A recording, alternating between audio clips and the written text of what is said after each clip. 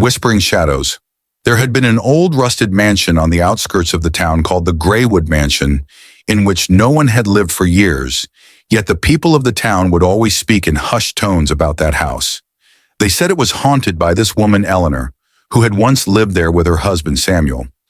It was all one of those nights, many, many years ago, during storms. Eleanor sat in the drawing room, staring out into the pouring rain. Her husband had been behaving so peculiarly distant and secretive.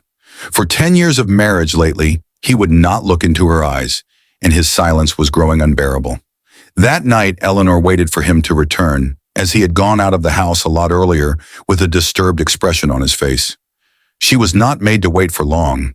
Samuel returned, but something in the way he carried himself had changed. His eyes had sunken in, and his movements were stiff. Silently, he went upstairs to the bedroom. Eleanor followed him, a flow of concern filling her heart. She reached the door, but before she could turn the handle, she heard a soft whisper, a voice that sounded like her own, yet twisted, dark.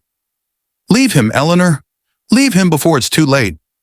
Scared, Eleanor retreated a step, her breathing quickening. She looked around but saw nothing.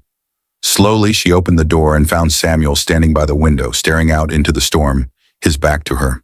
"Samuel?" she called softly.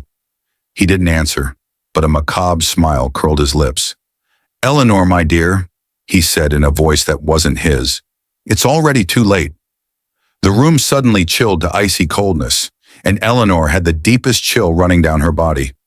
The whispering grew louder and louder until it filled the room with the same request.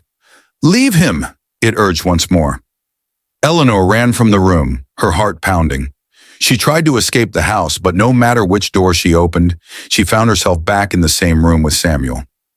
The shadows seemed to move around her, closing in tighter with every step. Finally, in desperation, Eleanor fled to the attic where, for the first time, the whispering was silent. But then she entered the attic and found something quite horrifying. There in the middle of the room lay Samuel's lifeless body, twisted in some grotesque grimace, his eyes wide open, staring at nothing. The whispers returned then, louder than ever. "You should have listened," they echoed. Eleanor's world had been shattered. She could not bear to look upon her husband and, with her mind snapping, fled the mansion, leaving the body where it lay. She was never seen again. Years passed and the house did not change. People said that strange figures appeared in its windows, and at night with the blowing of the wind, people could hear the murmurs. Yet the house was never occupied, and yet nobody entered it, because all knew the story of Eleanor and Samuel, two spirits doomed to the mansion. And if one listens closely on dark nights, he might hear the whispers too.